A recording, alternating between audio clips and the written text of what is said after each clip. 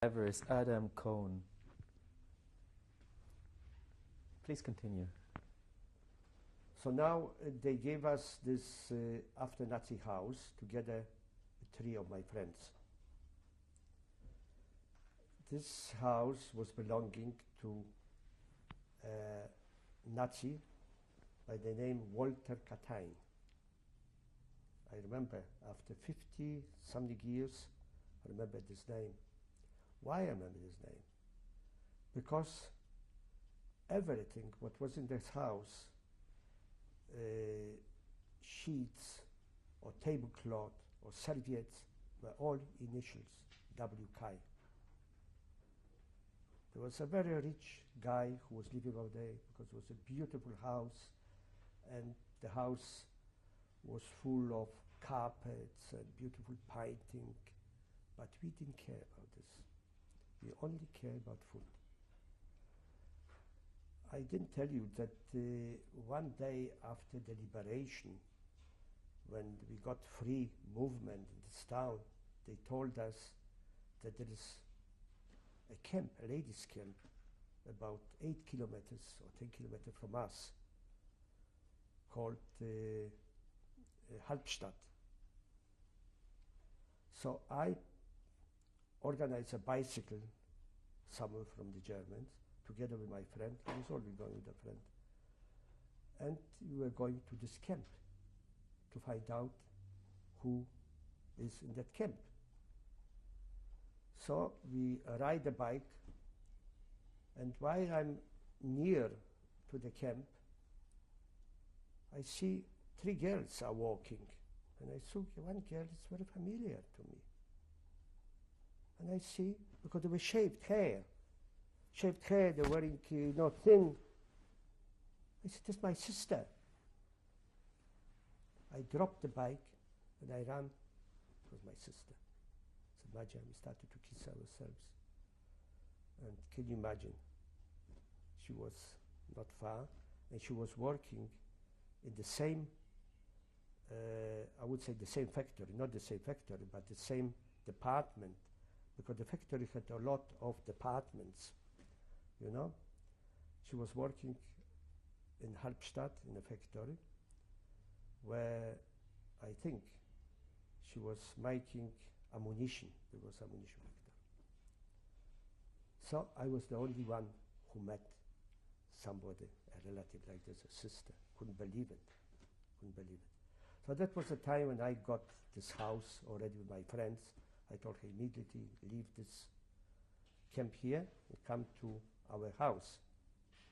So she came, and then she had a very good friend, Marisha, my wife.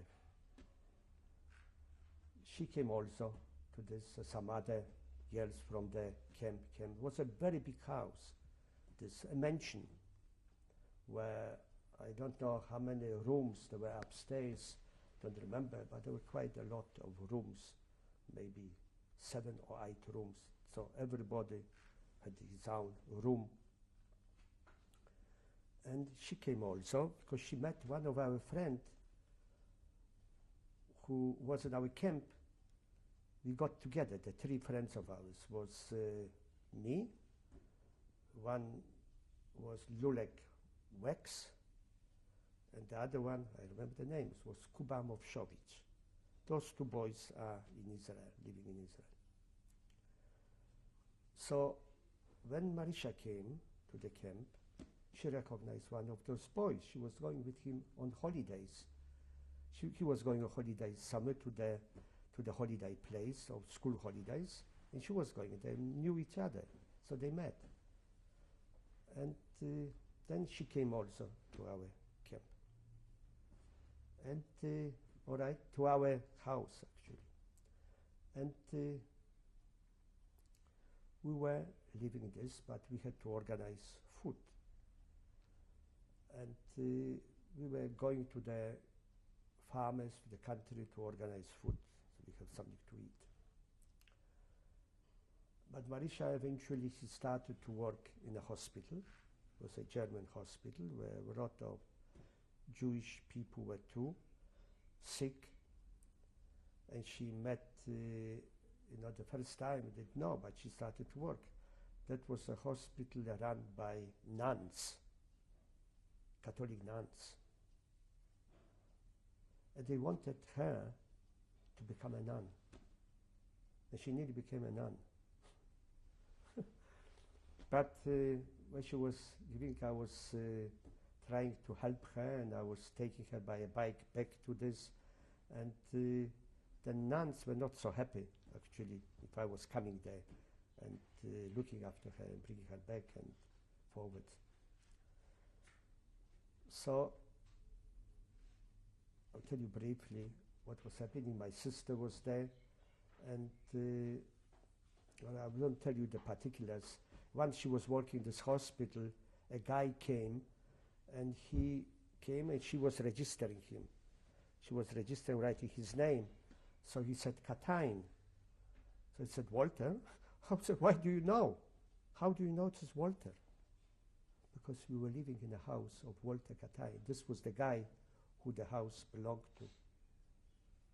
So he told her that he's living, she didn't tell him that he's also living in this house. He told her that he got a lovely desk over there, and some other people, some Jewish people are living over there. He's not allowed to come in, but he got in his desk artificial eyes, and he can't live now without these artificial eyes. And I found those eyes in his desk. And he said to her that the eyes were made in Leipzig, and he can't get them anymore. Maybe he can do something, she can do something to get the eyes for him. So she said she will try, but he didn't know that she's living in this house. Eventually she came to me and she asked me, give me the eyes, because this guy said, I'm not giving any eyes. So we were playing with those eyes. We had in the pocket, my friend had a few eyes and I had a few eyes. We were playing in the pocket with the eyes. So that was the business with the eyes. Eventually we left this house. I can't tell you because it would take too long the whole particulars of that, how we were living over there and so on, So we left this house went to lodge. Maybe we find somebody in lodge. With us was also our cousin, my sister, Marisha, and some other people. Went all to lodge by train. And we couldn't find anybody. Eventually, somehow, Marisha found her auntie. Her auntie. She was in lodge already. So the auntie has taken her. She was living with her. And I was going after 3 days in lodge. I met somebody and said, Adolek, what you doing here? Do you know that your brother is here? No, I don't. Where he's living. He told me where he's living. So I went to my brother. Can you imagine? My brother was already in lodge since February 1945 or January. He came with the Russian army. He was in the Russian army. But before that, he was in Treblinka concentration camp. And so, of course, I went to my brother. Can you imagine? He was already married. He married a girl. He was living over there. And over there was also a wife of my brother who was killed in Częstochowa by the German Gestapo with her little son. He was 3 years old. He was also with her. How they met, I don't remember. Because probably she came also to watch. She was also the little boy. The boy was so clever that you can't imagine. I asked him, how do you love your uncle? So he said, I love my uncle like a potato soup. This is the expression, what he said, potato soup, he loved very much, so he loved the uncle too. And all right, I was living with my brother and my sister was there too, and Marisha was living with her auntie. Eventually, we decided to leave Poland. And but before that, before we left, my sister was writing this letter, what I told you. This letter she was writing to our uncle, who we knew was in England. And we didn't know the address, but we know that we have an uncle called Kohn in England, in London. So she wrote this letter, and she somehow, I don't remember exactly, she handed it to the Red Cross and so on to hand this letter to this uncle. But we eventually left. We left Lodge, and we didn't get any reply. We didn't find the uncle.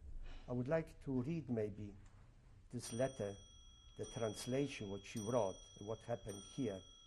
I think very interesting. I think I got it here, not or not. Because this is very interesting.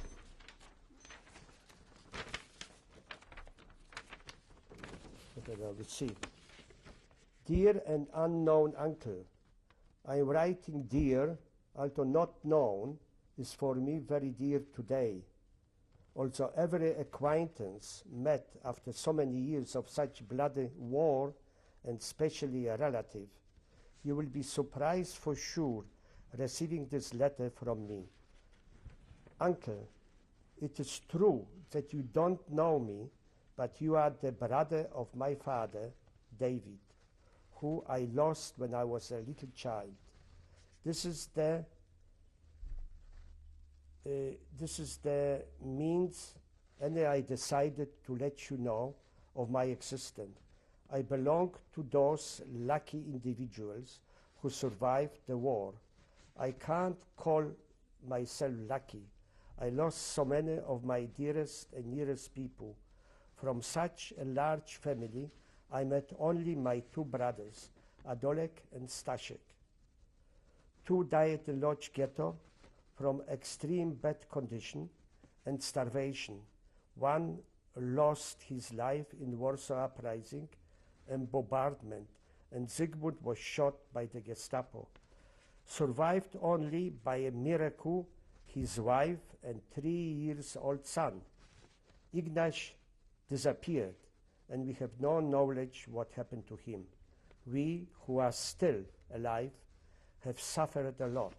The 6 years of war was one nightmare. Among others, I was also 5 weeks in Auschwitz. You heard for sure about Auschwitz death camp.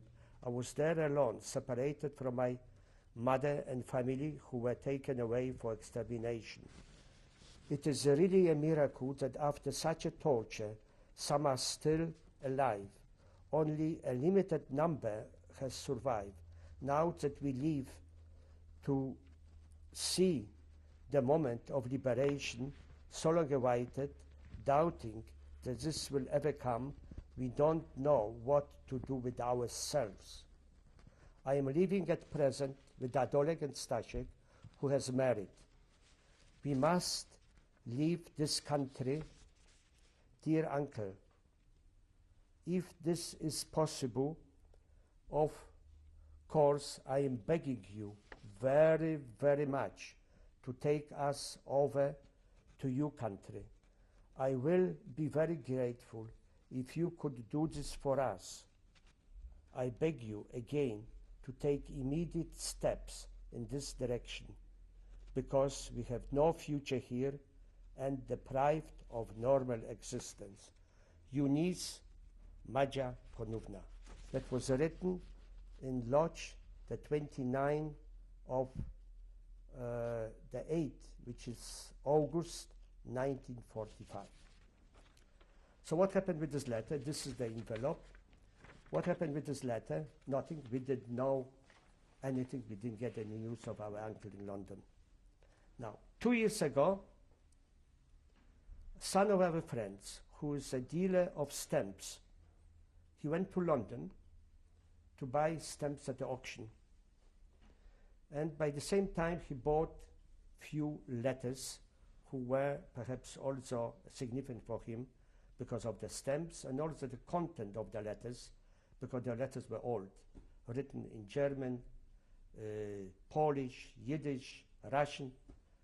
So he couldn't read it. He brought the letters to his father in Melbourne.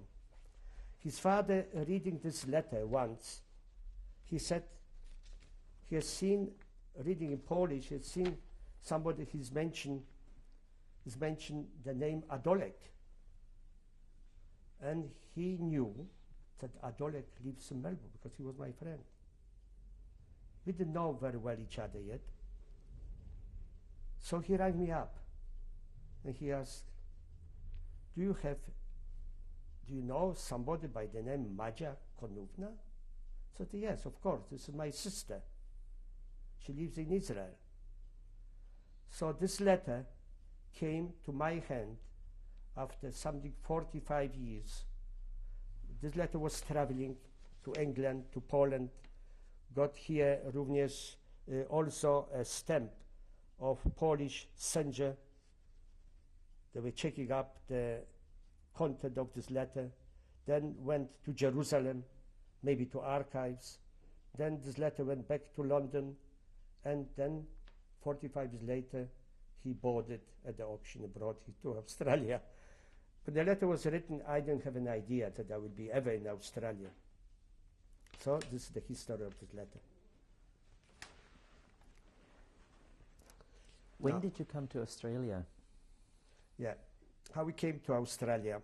You know, we had an uncle who was in Dachau concentration camp. Sorry, that wasn't an uncle, it was a cousin. He was living in Hamburg, in Germany, with his wife and a little boy. The boy, I don't remember how old, 12 years old. When the war broke out, he was sent to England. He was adopted because, you know, they were sending people, young boys, young children to England. And he was taken to Dachau concentration camp, cousin of mine. But his wife had a very rich family in Finland, which paid money to the Dachau concentration camp to release him. They released him for money. They gave him 24 hours to stay in Germany. He had to leave Germany immediately. Eventually, I tell you briefly, he landed in Shanghai with his wife, naked, barefoot, you know, from Dachau concentration camp. He has become a very wealthy, very well-known personality in Shanghai. His name was Icek Wajtlowicz. He was building even kitchen for the poor people. Can you imagine somebody like this for the poor people in Shanghai? Then when the war has finished, he found out somehow to the Red Cross of our existence in Munich, because also was his sister, who was in Russia, came also to Munich. And also his brother, who was in camp together with me, Janek Wajtlowicz. So he sent us a telegram that to leave Germany immediately, to go to Paris, because he was frightened, we were also, that will be another war, because in 1948, I think, was a blockade of Berlin. And then we were thinking it would be another war with America and Russia. So he told us to go to Paris, to a hotel. He nominated it, that he's going to pay, we're going to stay, until he will make the permit for us to come to Australia. That he will go to Australia too, from Shanghai, and his son, who's in England, adopted by, sent in 1940 to England, he will come also. So eventually we had received permits to Australia. How he got the permits, I have no idea. He got for everybody a permit to Australia. So, of course, we didn't go to Paris. We didn't want. We stayed in Germany until the time came to go to Australia. So I was then at the university in Munich. So I had to interrupt my studies. I had only 1 year to finish. And we decided to go and that I'm going to continue my studies here. But of course, in Australia, you can't continue, you have to start from the beginning. But what happened, his son was already grown up, he finished university over there, he didn't want to come to Australia. So his father and his mother decided to go to England, to London. So we came to Australia by ourselves, and also his sister came to Australia, I think half a year later after us. But my sister and her and his brother, who was in camp together with me, left for Israel, didn't come here. And also my brother, Stashek, left for Israel, he didn't come here. So we came to Australia by ourselves, we were only, and the permits were mad. He sent us few names, sponsors here. So we arrived by the ship. I can't tell you because now was a ship, Eridan, French ship. We left Marseille, right to Australia. We went through Panama Canal. We're going, I think, 2.5 months on the ship, going to the Panama Canal, through all French islands and so on. It was a lovely journey, but not for us, you know. And when we arrived here,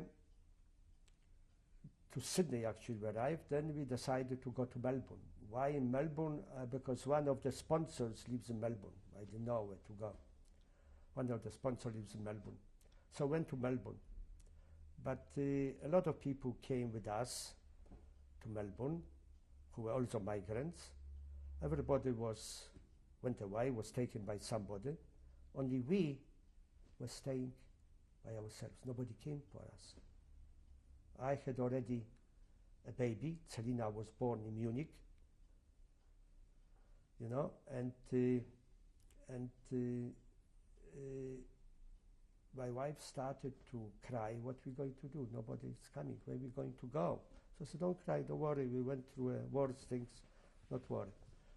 Eventually, one of our friends, brother-in-law, who was living here, he rang up the Relief Society, and somebody came for us because nobody was anymore at the Spencer station to collect us.